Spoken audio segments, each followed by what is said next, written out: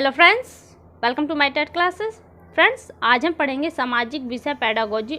और सामाजिक विषय पेडागोजी की जो हमारी अभ्यास होगा, ये हमारा आज दूसरा अभ्यास होगा।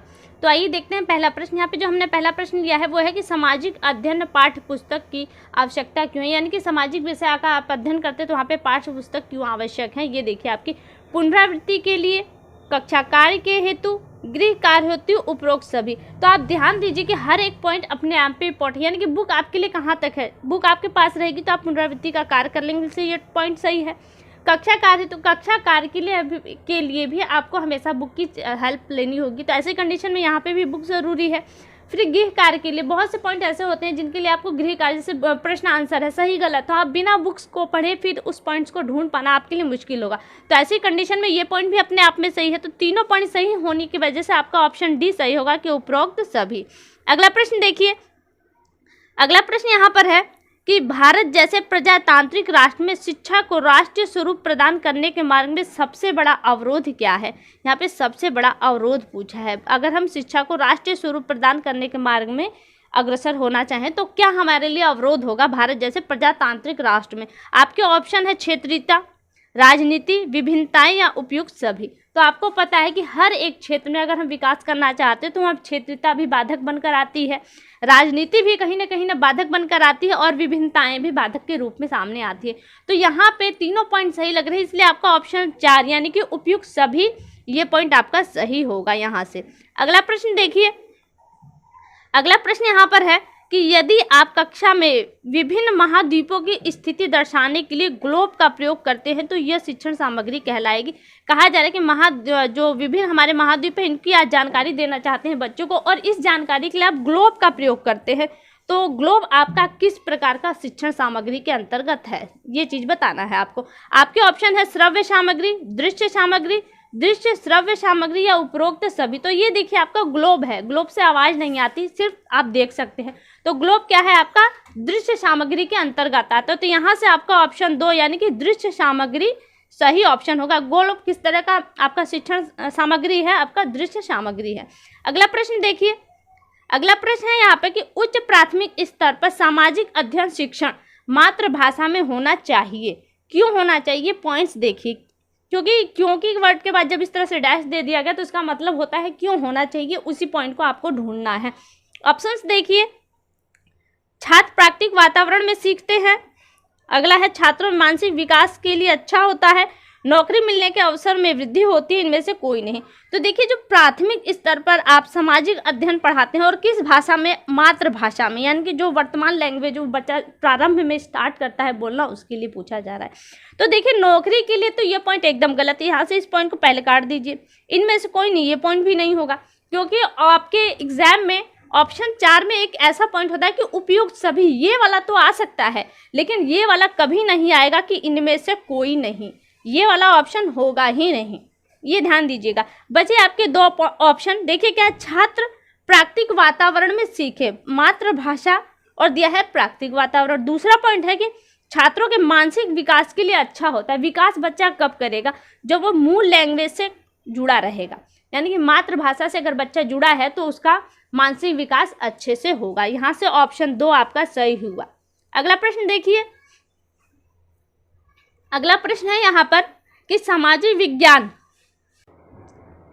के बच्चों को फिर खाली स्थान दिया है के साथ लैस होना चाहिए, यानी कि सामाजिक विज्ञान के जो बच्चे हैं उनमें कौन सी गुण के बारे में यहाँ पे कुछ पूछा गया है कि वो कौन सा है जिसके साथ उन्हें लैस यानी कि युक्त होना चाहिए। लैस शब्द का अर्थ यहाँ पे युक्त से है, युक्त यानी कि उनके साथ ये पॉइंट होने चाहिए। कौन सा है ऑप्शन देखिए, स्वतंत्र रूप से चिंतन करने की योग्यता होनी चाहिए, ये होना चाहिए यहाँ पर, या फिर सामाजिक व्यवहारों का बचाव करने की योग्यता होनी चाहिए, या फिर जेंडर के बारे में सामाजिक नियमों का पालन करने की योग्यता होनी चाहिए, या फिर दिया है सामाजिक दबाव को झेलने की योग्यता हो जाइए।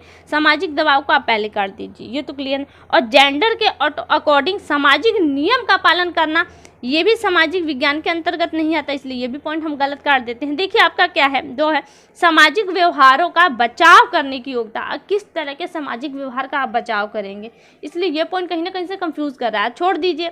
आगे आइए, पहला ऑप्शन देखिए दिया, स्वतंत्र रूप से चिंतन करने की योग्यता। सामाजिक विज्ञान बच्चों में स्वतंत्र रूप से चिंतन करने की योग्यता से आप बच्चों को लैस करेंगे तब वह किसी पॉइंट पर एक समस्या का समाधान ढूंढ सकेगा। तो इसलिए यहाँ पे आपका ऑप्शन 1 सही हुआ कि स्वतंत्र रूप से चिंतन करने की योग्यता से बच्चों को लैस करना चाहिए। अगला प्रश्न देखिए, अगला प्रश्न है यहाँ पर, सामाजिक विज्ञान में निदानात्मक परीक्षण शिक्षण को क्या समझने में सहायक करता है।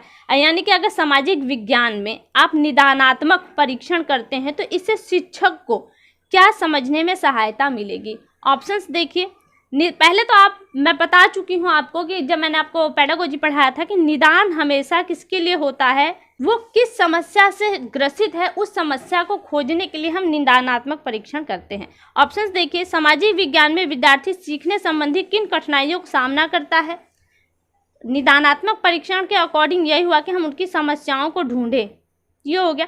पहले और ऑप्शंस देख लीजिए, लेकिन पुनरावृत्ति किस प्रकार विद्यार्थियों की सहायता करती है, निदान के लिए है, इसलिए ये पॉइंट गलत हो गया।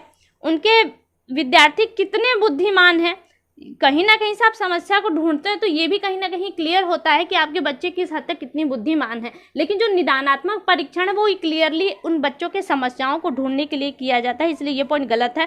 चौथा है, प्रकरण का वह हिस्सा जिसे विद्यार्थी को कंठस्थ नहीं किया, ये तो टोटली गलत हो जाता है। आपका ऑप्शन 1 सही होता है कि अगर बच्चे में सामाजिक विज्ञान में निदानात्मक परीक्षण करेंगे तो इससे शिक्षक को क्या ज्ञान मिलेगा, क्या समझने में सहायता मिलेगी, तो आपका ऑप्शन है कि सामाजिक विज्ञान में विद्यार्थी सीखने संबंधित किन कठिनाइयों का सामना कर रहा है, यानी कि पहला पॉइंट आपका सही है।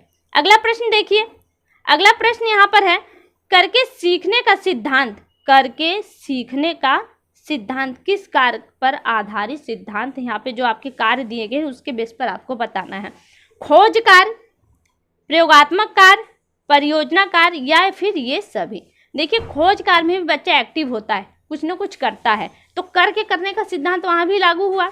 दूसरा है प्रयोगशाला कार्य, प्रयोगशाला में बच्चा बैठता नहीं है, वहाँ भी कुछ न कुछ करता है, तो करने का सिद्धांत यहाँ भी आ गया और पहले पर भी। तीसरा देखिए परियोजना कार्य, परियोजना कार्य में भी बच्चा कोई योजना बनाता है और उसमें भी वो हाथ पैर चलाता है, एक्टिव होता है, तो ऐसी कंडीशन में वहाँ पे भी वो कुछ न कुछ करता है। तो देख रहे हैं जो करके सीखने का सिद्धांत है वो तीनों पॉइंट पर लागू होता है। बचा आपका चौथा है कि यह सभी, तो यहाँ से क्लियरली हो रहा है कि तीनों ऑप्शन सही है, इसलिए आपका ऑप्शन 4 यहाँ पर सही होगा। अगला प्रश्न देखिए, अगला प्रश्न यहाँ पर है,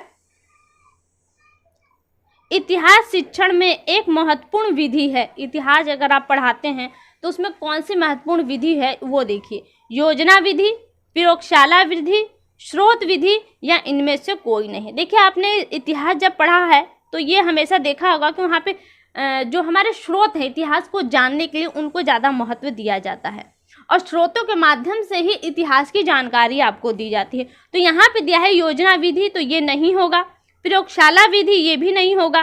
फिर दिया है स्रोत विधि, इतिहास शिक्षण आपका स्रोत विधि पर ही आधारित है, तो ऑप्शन 3 आपका यहाँ पर सही है, स्रोत विधि। और ऑप्शन 4 तो आपका ऑलरेडी गलत है।